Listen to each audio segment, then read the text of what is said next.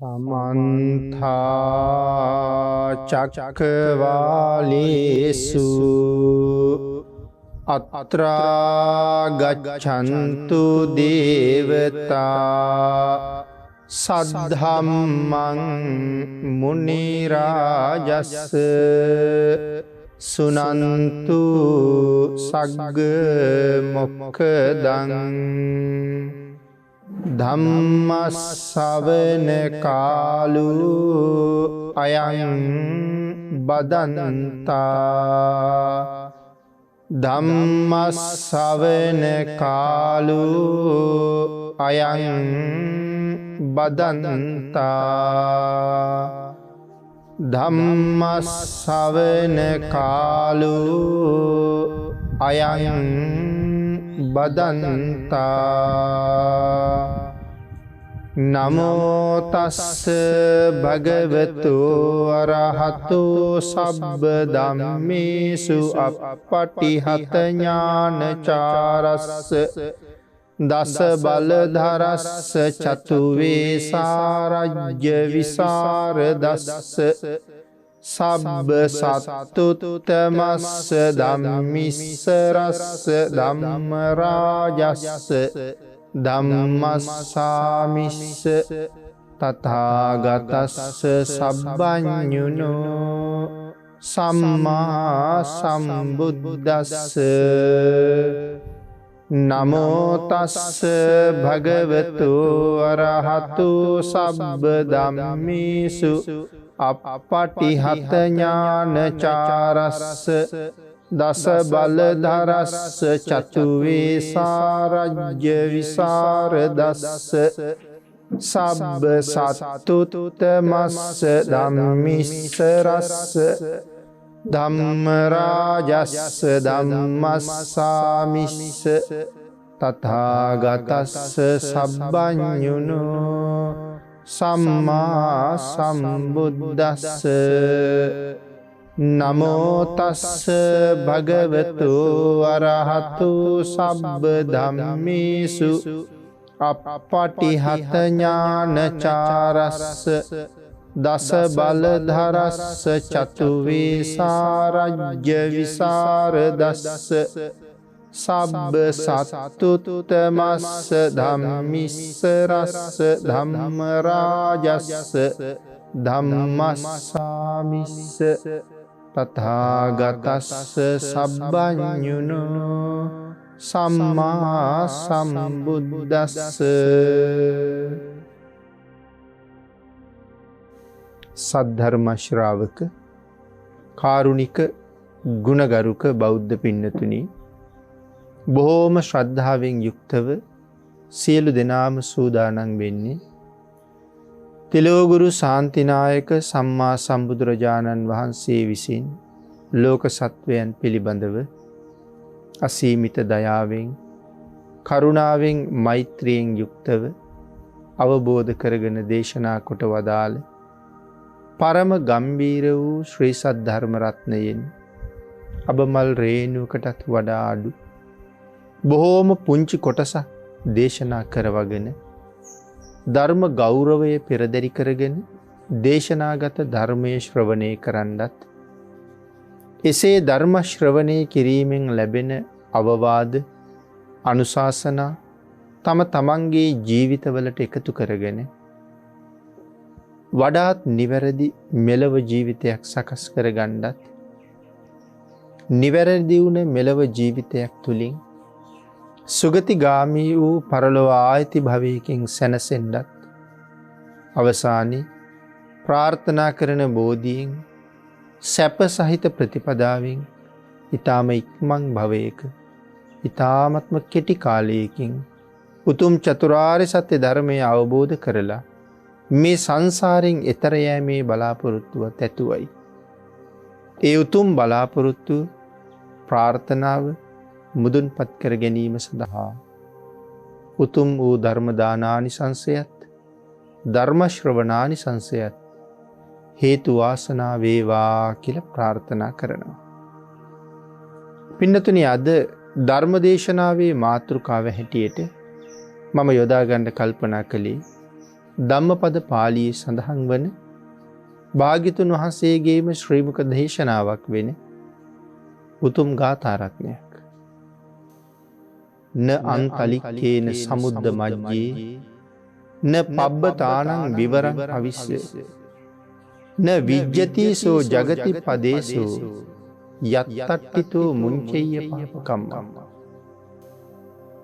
අපේ භාග්‍යතුන් වහන්සේ මේ උතුම් ගාථා රත්නය දේශනා කොට වදාළි භික්ෂූන් වහන්සේලා පිරිසක් අරමුණු කරගෙන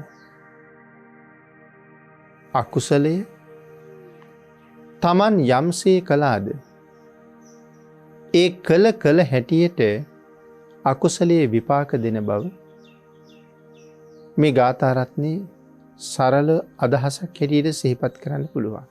අපේ භාග්‍යතුන් වහන්සේ සවැත් නුවර ජේතවනාරාමේ වැඩ ඉන්න කාලේ මේ ගාථා රත්නයේ දේශනා කොට වදාළි භික්ෂූන් වහන්සේලා අරමුණු කරගෙන මොන වාගේ කාරණාවක් නිසාද කියන එක සම්බන්ධයෙන් අපි ටිකක් සාකච්ඡා කරමු. නිදහන කතාව හැටියට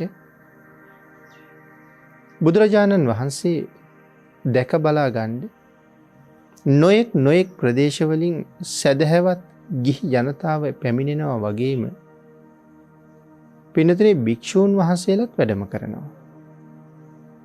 නානා ප්‍රදේශවලින් වැඩම කරන භික්ෂූන් වහන්සේලා අතර එක භික්ෂූන් වහන්සේලා කණ්ඩායමක් පාගමනින්ම වැඩිය බුදුරජාණන් වහන්සේ වැඳ ගන්න.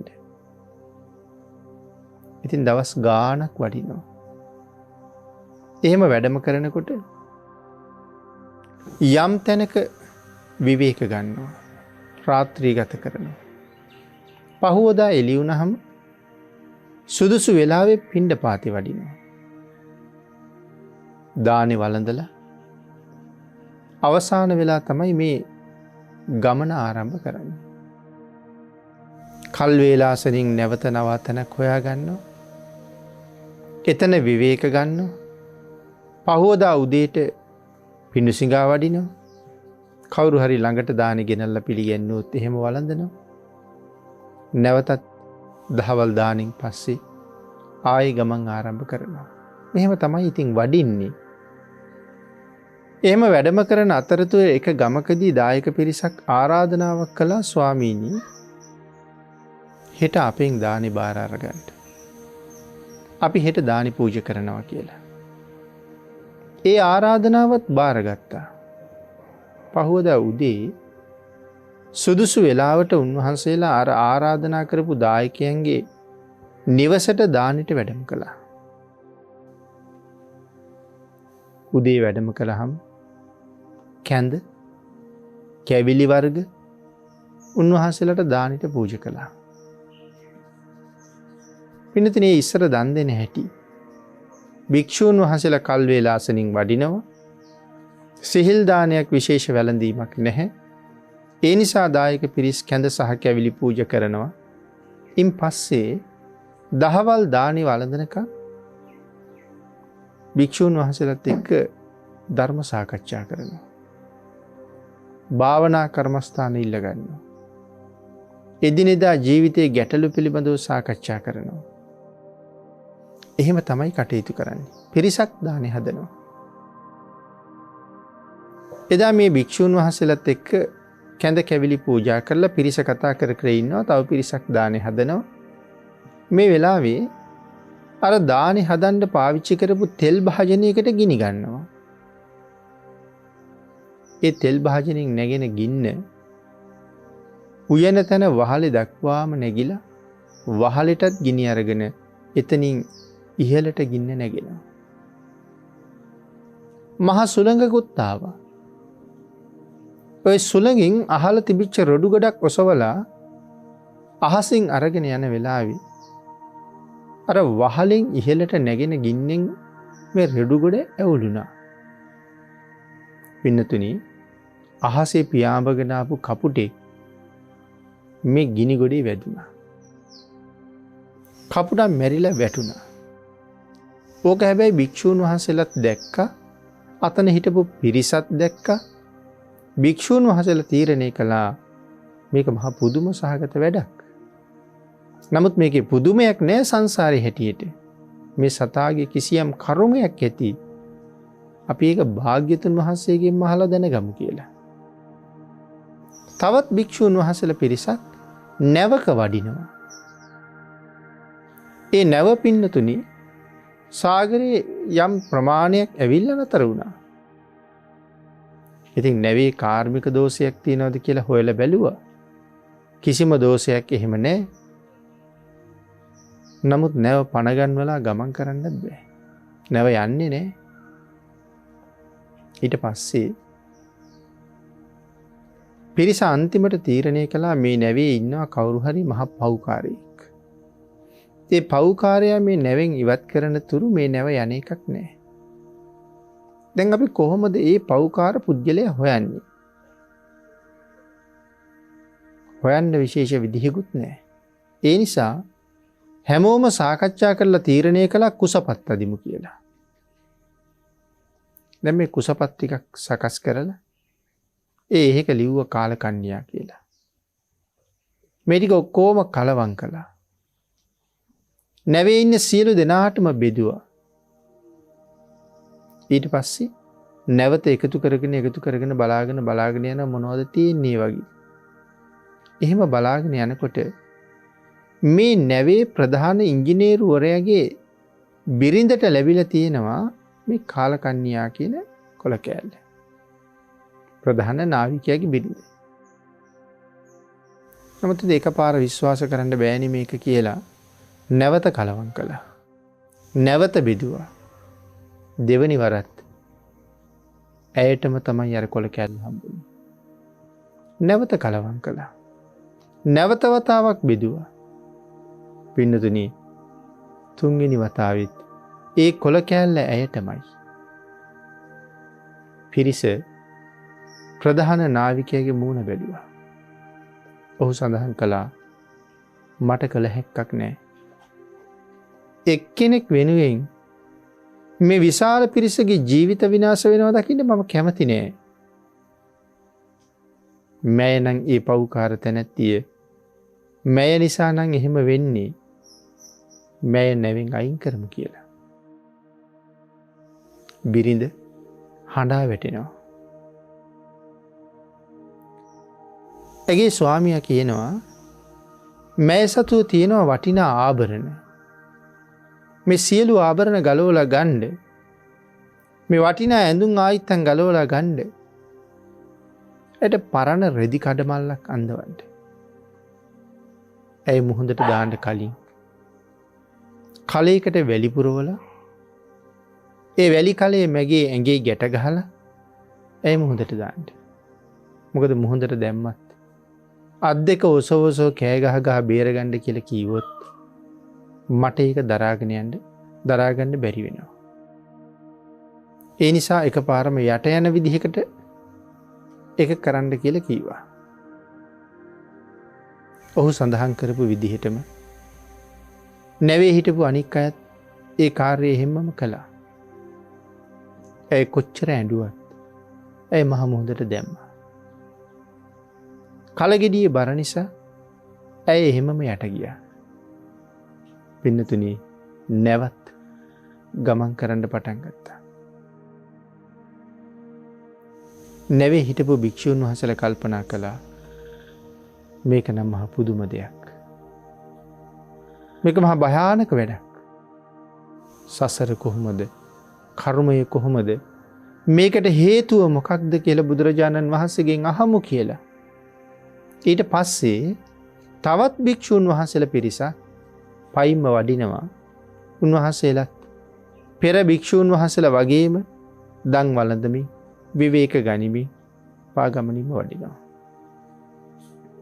ඔය එනකොට අසල නතර වෙන තැන් තිබුණා. පන්සල් වල නතර වෙනවා, අම්බලන් වල නතර වෙනවා.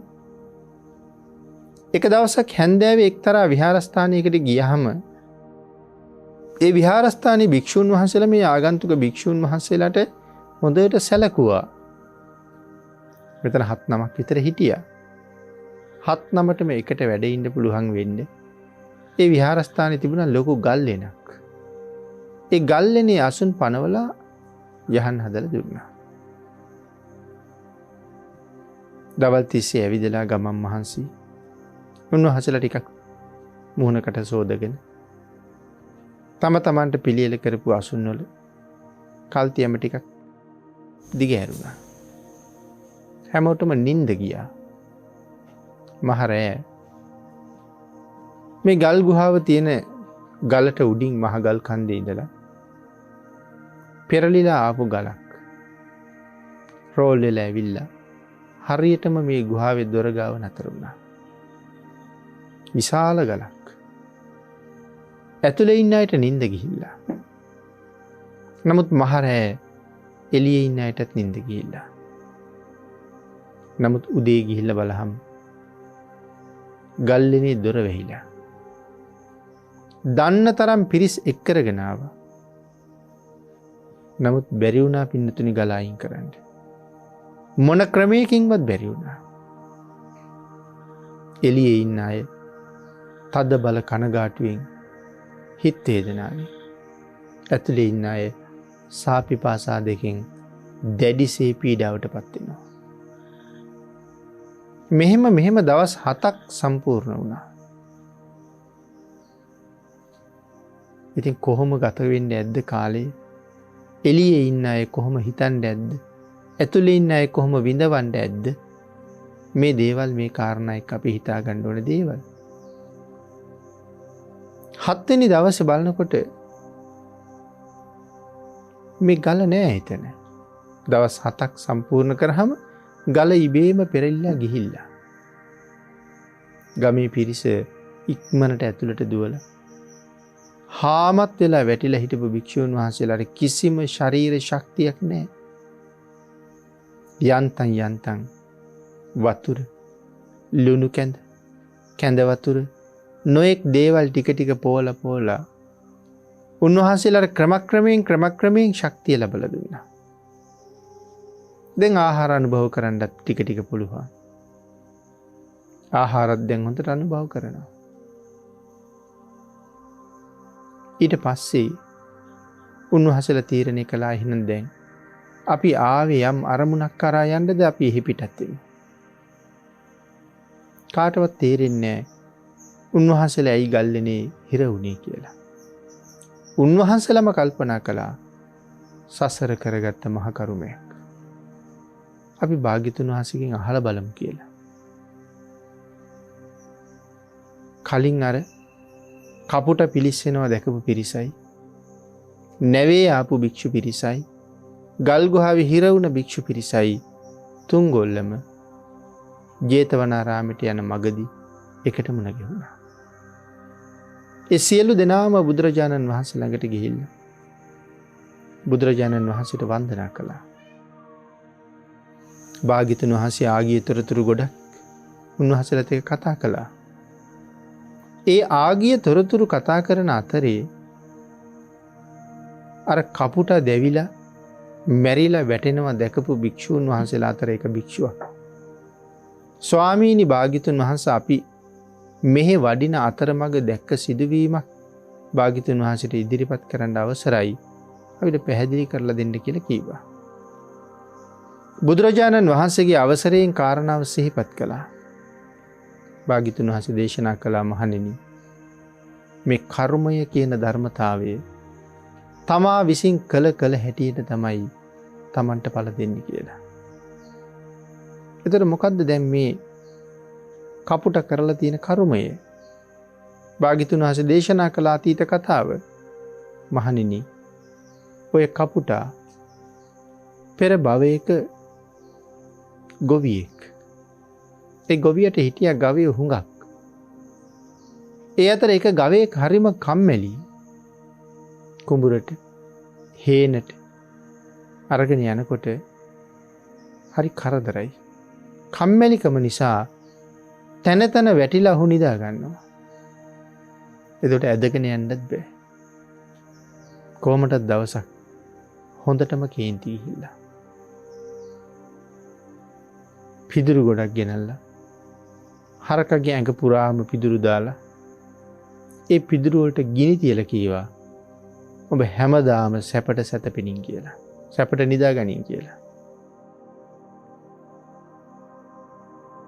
ඒ හරකා ඒ පිදුරු වලින් නැගුණ ගින්නෙන් පිලිස්සලාම ගියා. සඳහන් කළා මහණෙනි, ඒ අහසේදී ගිනි අරගෙන පිලිස්සුණු කපුට එදා හරකට ගිනි තිබ්බ ගොවියා. තමන් කරපු කර්මයයි ඔය ගෙවාගෙන එන්නේ කියලා. අනික් භික්ෂූන් වහන්සේලා කර්මය කණ්ඩායමත් අහනවා ස්වාමීනි, අපිට නැවේදි මේ වාගේ අත්දැකීමක් ලැබුණා. භාග්‍යතුන් වහන්සේ දේශනා කළා මහණෙනි, ඒ වතුරේ ගිල්වලා මරපු කාන්තාව පෙර භවයකත් මනුස්ස ජීවිතයේ ඉපදිලා කාන්තාවක් හැටියටම කටයුතු කරනකොට ඇගේ ගෙදර හිටිය එක සුනකයෙක්, පොඩි සුනකයෙක්. ඒ සුනකයත් වෙන කවුරුවත් නෙමේ, පෙර භවයක ඇගේ ස්වාමි පුරුෂයෙක්. ඔහු මැරිලා තියෙන්නේ ඇය ගැන බැඳීමත් එක්ක. තිරිසන් වෙලා ඉපදිලත් ඇයටම ලං වෙලා. ඒ නිසා ඇය යන පැත්තෙන් මේ සුනකයා යනවා. ඉතින් හැමදාම සුනකෙක් පස්සෙන් එන හින්දා ප්‍රදේශයේ මිනිස්සු ඇයට නමක් හැදුවා බලු වැද්දි කියලා. ඒ නමට ඇය ගොඩක් පිළිකුල් කළා. ඒ කැමති නෑ ඒ නමට. ඒ කාන්තාව ගමනක් යනකොට සුනකයාට ගහලා පන්නනවා. ඒ වුණාට ඉතින් එහෙම නවත්තන්න බෑ.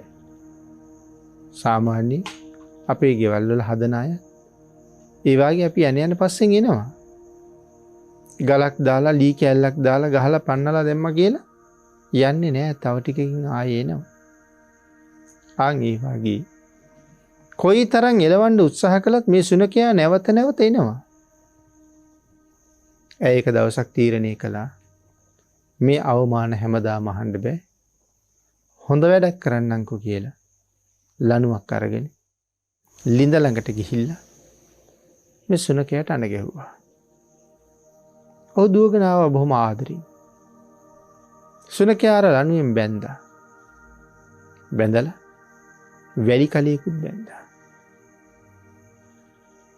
එක පැත්තක වැලි කලයක් බැන්දා, අනිත් පැත්තේ සුනකයා බැන්දා. දැන් වැලි බාල්දිය තියෙන පැත්ත ලිඳට දානවා. එහෙම ගිහින් ලණුව ඇදුනහම බාල්දියේ බරට සුනකයත් ඇදිලම ලිඳට යනවා. ඒ බාල්දියේ බරට සුනකයාට ආයෙ උඩේ එන්න බැරුව යනවා. යටටම තමයි යන්නේ. මහණෙනි, එදා ඒ සුනකයා වතුරේ ගිල්වලා මරපු කාන්තාව තමයි මෙදත් මනුස්ස ජීවිතේ ඉපදිලා ඒ ප්‍රධාන නාවිකයාගේ බිරිඳ වෙලා හිටියේ. ඇය මීට පෙර ආත්ම භාව ගණනාවක් මේ විදිහටම දුක් විඳා. නිරේවල් වල ඉපදුණා. නිරේ අනන්ත දුක් විඳා. මේ විදිහට ඉපදිලත් මේ වෙනකොට ආත්ම 100ක් වතුරේ ගිල්ලවල මරලා තියෙනවා. දැන් බාණ්ඩ කර්මයේ කොච්චර දුරද කියලා. ආත්ම 100ක් ඒ වතුරේ ගිල්වලාම තමයි මෙරිලා තියෙන්නේ.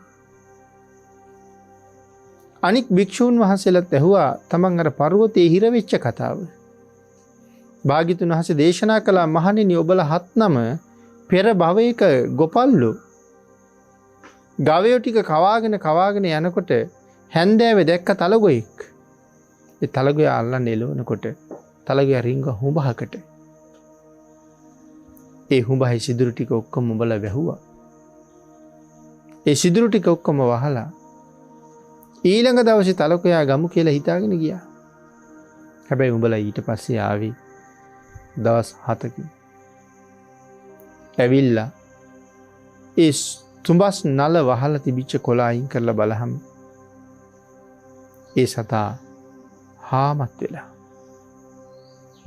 නැගිටලා යන්න බැරි තරම් දුර්වල වෙලා. මහණෙනි, උඹලා ඔහු දැක්කා. හෙමින් එළියට ආපු සතාව මැරුවේ නෑ මොකද මස් තිබ්බේ නෑ දිය වෙලා. ඇටයි හමයි විතරයි. එහෙනම් උඹලා ඔහු යවුවා. ආන් ඒක නිසා ගල් ගුහාවේ උඹලා හිර වුණාට ඔබලා මැරුණේ නෑ.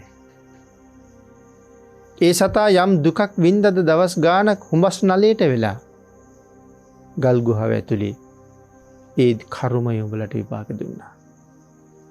කියන කාරණාව භාග්‍යවතුන් වහන්සේ පැහැදිලි කරලා මේ උතුම් ගාථා රත්නය දේශනා කළා. මේ කර්මයෙන් හැංගෙන්න තැනක් නැහැ. න අන්තලික්කේන සමුද්ද මජ්ජේ න පබ්බතානං විවරං පවිස්ස. යම් කෙනෙක් මේ ලෝකේ කර්මයක් කළා නම් අකුසලයක් කළා නම් න අන්තලික්කේන සමුද්ද මජ්ජේ මහා සාගරයේ මැද්දට වෙලා ඉඳගෙනවත් ඒ කර්මයෙන් බේරෙන්න පුළුවන් කමක් නැහැ. න පබ්බතානං විවරං පවිස්ස. පර්වත ගුහාවක කන්දක් මුදුනේ කඳු ලෙනක සැඟවිලා හිටියත් මරණයෙන් බේරෙන්න විදිහක් නැහැ. අහසේ හැඟවිලාව සාගරයේ ඉඳලවත් මහ පොළොවේ ඉඳලවත් මේ කොහේ හිටිය මේ කර්මය කියන ධර්මතාවයෙන් මිදෙන්න පුළුවන්කමක් නැහැ. යම් මොහොතකද විපාක දෙන්නේ ඒ මොහොත ඒ විදිහටම එළඹෙනවා. මරණ ධර්මතාවයත් අනිවාර්යෙන්ම මේ සත්වයා හොයාගෙන ඒ විදිහටම පිටිපස්සෙන් එනවා කියන කාරණාව භාග්‍යවතුන් වහන්සේ මනාව පැහැදිලි කරලා දුන්නා. එතන මේ ගාථා රත්නෙන් ඒක තමයි දේශනා කොට වදාළේ. යත්තට්ටිතෝ කියලා කියන්නේ මේ මහ පොළොවේ කොහෙවත් Tamanට ඉන්න තැනකුත් නැහැ. කර්මයෙන් බේරිලා ඉන්න තැනක් නැහැ. තවත් නොයෙක් දේවල් වලින් හැංගෙන්න අපි උත්සාහ කරනවා. හැංගි වැඩ කරනවා. බේරෙන්න මායිම් හදනවා. කර්මයෙන් බේරෙන්න බෑ පින්නතුනි. කොතනද හැංගෙන්නේ කොහේ හැංගුණත් කර්මය එතන. ඉතින් කර්මයෙන් හැංගෙන්න බේරෙන්න විදියක් නෑ. මේ ගාථා රත්නෙන් අනුශාසනා කරාම ඒ භික්ෂුන් වහන්සේලා සියලු දෙනාම මේ සසර මඟ කෙරවල කරගන්න මනාව කටයුතු කරගත්තා. සසරින් එතර යන්න උන්වහන්සේලාට හැකි වුණා. එහෙමනම් අපි චුට්ටක් මේ කාරණාව තව ටිකක් විස්තර කරගත්තා. කර්මය අපි සඳහන් කළානේ කල විදිහටම ඵල දෙනවා කියලා. ඒ විදිහමයි වෙනසක් නැති තරම්. උත්තර සාමණේරයන්ගේ කතාව ඔබට මතකයි. උත්තර සාමණේරයෝ කොහොඹ උලක උල තියන්න කියලා එදා අමාත්‍යවරයෙක් අනකිරුවා. කර්මය මොකද්ද බලහම බොම ඈත භවයක මැස්සෙක් උල තියලා තියෙනවා කොහොඹ උල කියලා. ක්‍රියාව උල තබන එක. උල කොහොඹ උල. එයමයි. ඔබට මතකද දේශනාවල් වල අහලා තියෙනවා මණ්ඩබ්බේ කියන තාපසතුමෙක් කියන්නේ. මණ්ඩබ්බේ තාපසතුමත් උල තිබ්බා. උල තියන්න කීවේ කිහිරි උලක. හැබැයි කිහිරි උලේ උල තිබ්බට කිහිරි උල ඇනුනේ නෑ. ඇතුළට බැස්සේ නෑ. ඊට පස්සේ කොහොඹ උලක් ගෙනාවා. ඒ කොහොඹ උලත් ඇතුළට බැස්සේ නෑ. ඊට පස්සේ යකඩ උලක් ගෙනාවා. ඒ යකඩ උල ඇනුනෙත් නෑ. මණ්ඩබ්බේ තාපසතුමාම මෙනෙහි කරන්න පටන් ගත්ත මං අතින් සසර වෙච්ච කර්මයක්ද මේ විපාක දෙන්නේ. ජාති ස්මරණ ඥානයක් එවලේ ලැබිලා මණ්ඩබ්බේ තාපසතුමාට පේනවා හුඟක් ඈත සංසාරේ තාත්තා වඩුවෙක් තාත්තා ලී රහිනවා.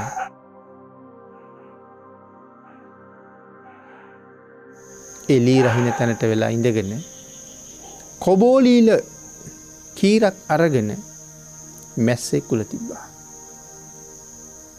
ඒ කීරි කෑල්ල මැස්සගේ ඇඟ ඇතුළේ කැඩුණා. මැස්සන ගිලිලා ගියා. මැස්සට කරදරයක් වුණෙත් නැහැ. කියන්නේ ඒ උල් කෑල්ල ඇඟේ තියෙනවා කියලා මැස්ස මැරුණේ නැහැ.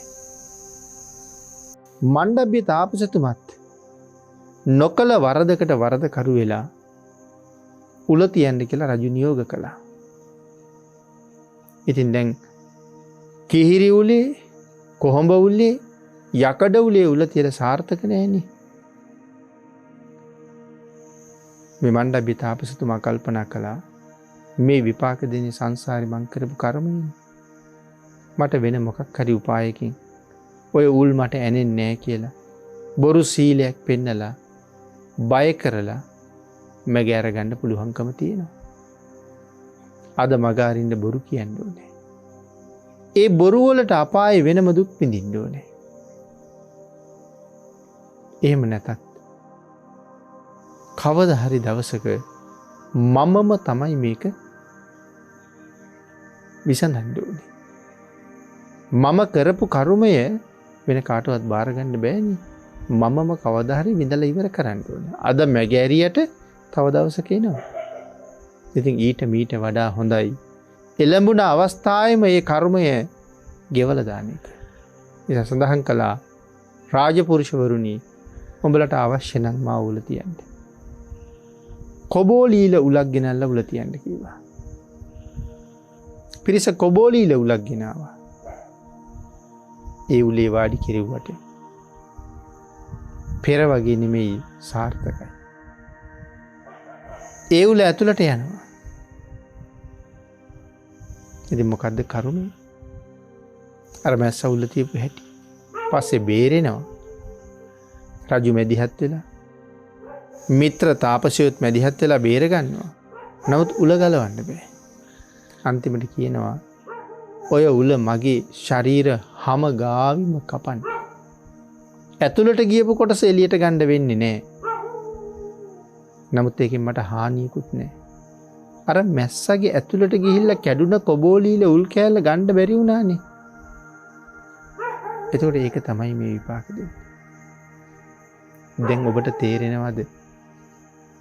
කර්මය කියන ධර්මතාවය කොයි තරම් සූක්ෂමද කියලා. ඒ කර්මයට මගහැරෙන යමක් තියෙනවද? බැරි වෙන කෙනෙක් ඉන්නවද? හැංගිලා කරන්න පුළුවන්ද? මුකුත් කරන්න බෑ. ඕනෑම සත්වයෙක් ළඟට මේ ධර්මතාවය එනවා. සසර කරගත් අකුසලයේ ඒ විදිහටම විඳවන්න සිද්ධ වෙනවා. තවත් නොයෙක් උදාහරණ මේ ධර්මයේ තුල මේ කාරණාවට බොහොම තියෙනවා. ශාක්‍ය රජ පරපුරි ශාක්‍ය රජවරු සමූල ඝාතනය වුණා විදුලබ රජුරුවති. මොකද්ද හේතුව හොයලා බලහම පෙර කරපු කර්මය. විෂ සහිත වැල් වගේක් තලලා වතුර වලක දාලා මාළු අල්ලන්න. වලේ ඉන්න සියලුම ජීවීන් සමූල ඝාතනය වෙලා මැරිලා. ඒ කර්මයයි මේ විපාක දෙන්නේ. එයට සම්බන්ධ වුණ අය එදා හිටපු අය විනාශ වෙලා ගියා. මැරෙලා ගියා. ශාක්‍ය ජනපදේ ඒ වෙනකොට හිටපු අය මැරුවා. දාස දාසියෝ පවා මැරුවා කියලා කියන්නේ උන්ට පක්ෂපාතයි. කර්මයක්. අන් ඒ විදිහට පූතිගත තිස්සහාමුදුරු ඒත් කර්මයක්. පින්නතුනි හිතලා බලන්න. අත් හැරපු කෙනෙක් ඉන්නවද මේ කර්මය කියලා? කළොත් වරදක් අනිවාර්යයෙන්ම විඳවන්න වෙනවා. එක විශේෂයෙන් පැහැදිලි වෙච්ච තව තැන් මේ ධර්මයේ ඕන තරම් තියෙනවා කියලා මුලින්ම සඳහන් කළේ ඒකයි.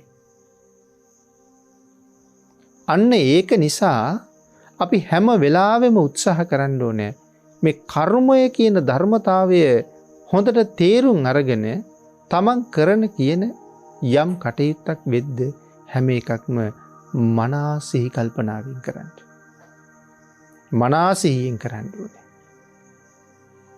එතකොට තමයි රැකවරණය තියෙන්නේ. මනා සිහියෙන් කරනවා කියලා කියන්නේ. අපේ හිතේ ඇති වුණ ද්වේෂයක් නිසා ඒ ද්වේෂය පදනම් කරගෙන අපි අතින් තව කෙනෙකුට කරදරයක් වෙන්න තියෙන ඉඩකඩ බොහොම වැඩි. හිතන්නකෝ ගෙදර අපි මේ වළම් පිඟන් ටික හොදන තැනට නිතර නිතර කූඹි එනවා කියලා.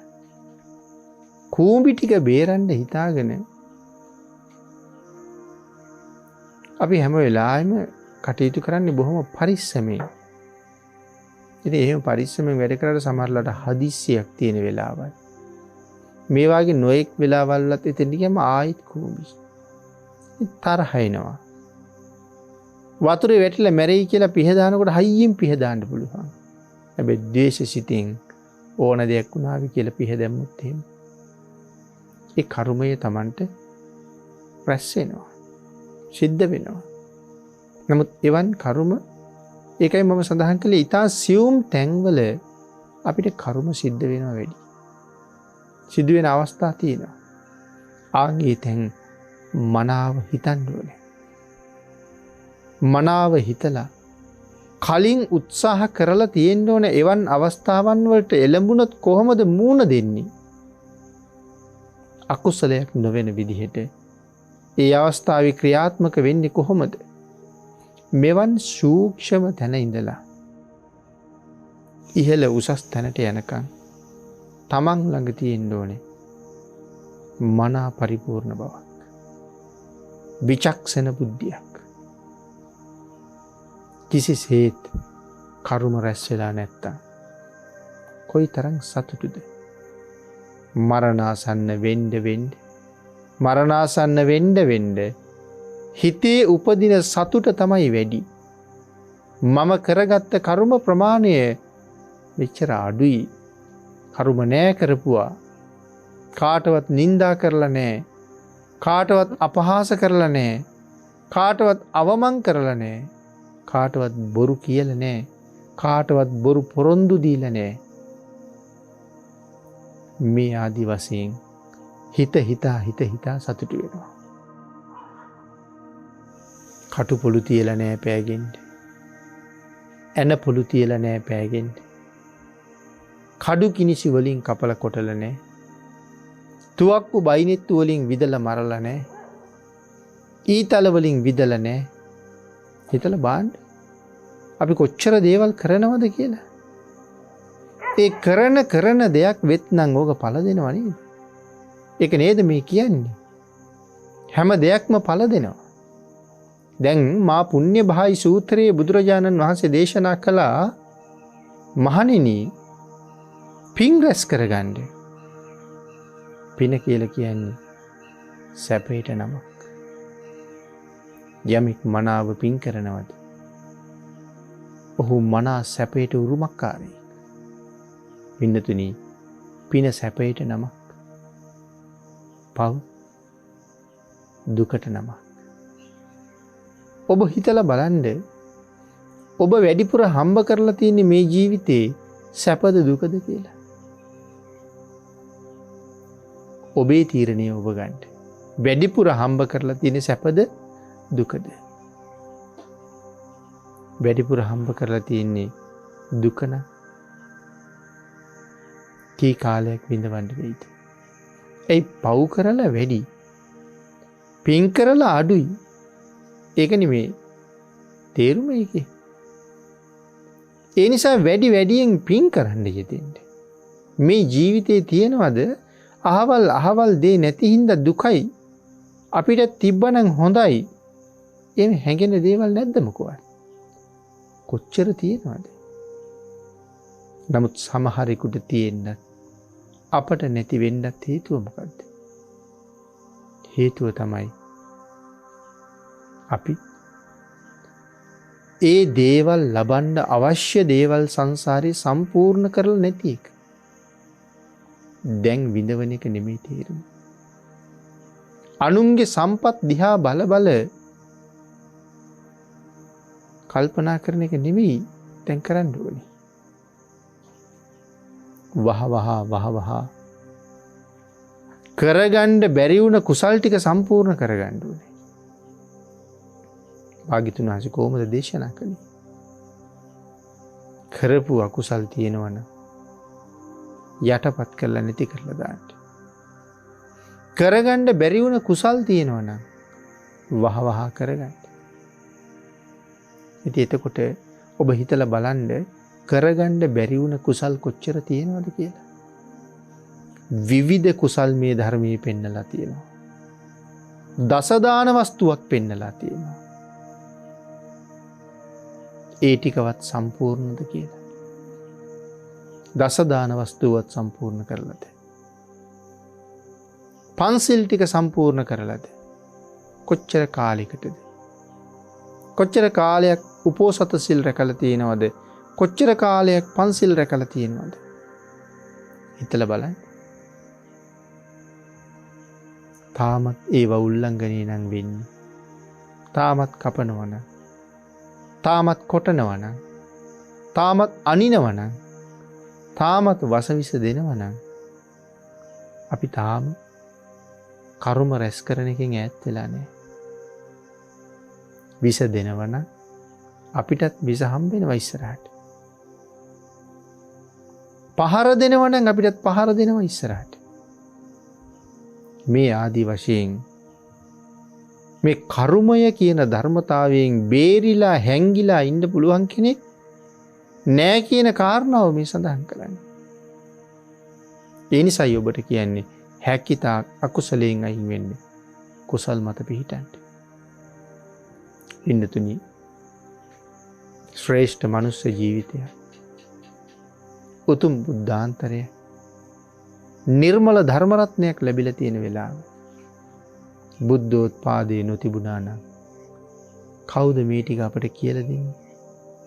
බුද්ධෝත්පාදයක් නූන එහෙමනම් කවුද මේ නරා වලෙන් අපි ගොඩ ගන්නේ?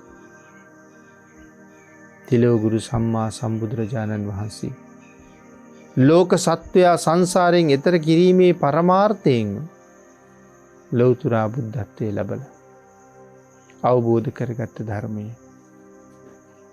මනවින් දේශනා කොට වදාළා. ගුරු මුෂ්ටියක්වත් තියාගෙන නැහැ. සියල්ල දේශනා කළා. අවශ්‍ය ප්‍රමාණය සියල්ල දේශනා කළා. ඒ අවශ්‍ය ප්‍රමාණය මේ සංසාරයෙන් මිදෙන්න අපිට ප්‍රමාණවත්. අපේ භාග්‍යතුන් වහන්සේ අවබෝධ කරගත්ත ප්‍රමාණය අති විශාලයි. අපට සසරින් මිදෙන්න අවශ්‍ය ප්‍රමාණය ත්‍රිපිටකයට ගොනු කරලා දුන්න. ලෝක සත්වයට දේශනා කොට වදාළ වහ ඒ ධර්මයේ ඇසුරු කරලා, ඒ ධර්මයේ පරිහරණය කරලා, ඒ ධර්මයේ ඉගෙනගෙන ධර්මානු ධර්ම ප්‍රතිපදාව මත පිහිටලා ජීවිතේ කුසලයෙන් පෝෂණය කරලා, මනාව කුසල් මත පිහිටලා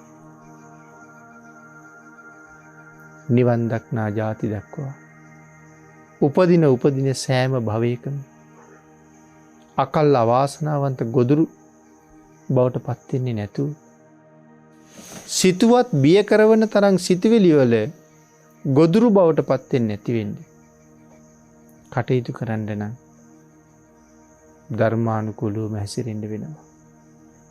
අහලා තියෙනව නේද?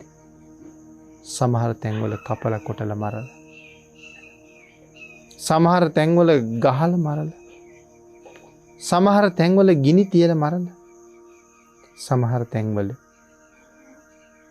වෙනත් කරදර වලටපත් කරලා මරලා, සමහර අය වාහන වලට පෑගිලා, සමහර අය කෝච්චියට අහු වෙලා දෙකට කැපිලා, සමහර අයට වහ කවලා මොන කර්ම රැස් කරනවද? ධර්මානුකූලව හිතන්න පටන් ගත්තොත් මේ ජීවිතේ යම් අපහසුතා ඇති වෙන්න පුළුවන්. දැන් මෙහෙම හිතන්න. මේ කාලේ පළතුරු මිලට අරගන්න ගියහම වසවිස යොදලා නැති පළතුරු කොච්චරද තියෙන්නේ? කොයි තැන්වලද තියෙන්නේ? කෙසෙල් කන් වල වස, ඇපල් මිඩි වල වස, තව දේවල් හිතලා බලන්න. ඉදෙන්න වස ගහලා, කල් තබා ගන්න වස ගහලා, මේ නොයෙක් විදිහට වස විසනේ අතුල් කරලා තියෙන්නේ. එතකොට විකුණන්නෙත් ඒ වස විසම තමයි විකුණන්නේ මේ දෙකලේ. ඉතින් එතකොට අපේ තණ්හාව හින්දා මේ කාර්යයන් මේ විදිහට කරලා අන්‍යයන්ගේ ජීවිතවලට මහා භයානක ලෙඩ රෝග ඇතුල් කරලා සංසාරේ කී කාලයක් නම් පිළිකා වාගේ රෝග උපද්‍රව වලින් දුක් විඳින්නද? ආහාර විසවීම, ලේ විසවීම, තවත් නොයෙක් බෙහෙත් විසවීම, මේ නොයෙක් දේවල් තමන්ට විස බවට පත්වේවි අනුන්ට විස දුන්නා. නමුත් ඒ දේවල් නොකර අද ජීවත් වෙන්න පුළුවන්ද කියලා කෙනෙක් තර්ක කරයි. මයිකයි සඳහන් කළේ. එකෙන් ඈත් වෙලා කටයුතු කරන්න හරි අමාරු වෙයි. හැබැයි ටික කාලයක් යනකොට ඔබ හොඳට ප්‍රසිද්ධයි නම් අහවල් වෙලෙන්ද ළඟ තියෙන එළවලු පළතුරු වල කිසිම වසක් විසක් අඩංගු නෑ කියලා. ඔබ හිතන්න ඔබ ගාවට කී දෙනෙක් එයිද කියලා. ඔබට නැගී හිටින්න, ඔබට දියුණු වෙන්න එයම ප්‍රමාණවත් වෙනවා. ධර්මානුධර්ම ප්‍රතිපදාවේ යමෙක් හැසිරෙනවා නම් ඔහු ධනවත් වෙනවා කියලානේ ධර්මයේ සඳහන් කළේ. ධර්මයට අනුව ජීවත් වෙනවා නම් ඔහු ධනවත් වෙනවා. ධර්මයේ කොතනවත් බොරු නෑ. භාග්‍යතුන් වහන්සේගේ ශ්‍රී මුඛයේ එහෙම දෙයක් දේශනා වෙන්නේ නෑ. ඔබ හරියටම ඔබේ ව්‍යාපාරය කරනවා නම් වශයෙන් විසින් තොරව අන් සියල්ල අභිභවලා ඔබ ගාවට එන පිරිස වැඩි වෙනවා. අත්තදා බලන්න. ඇත්තද කියලා හිතන්න.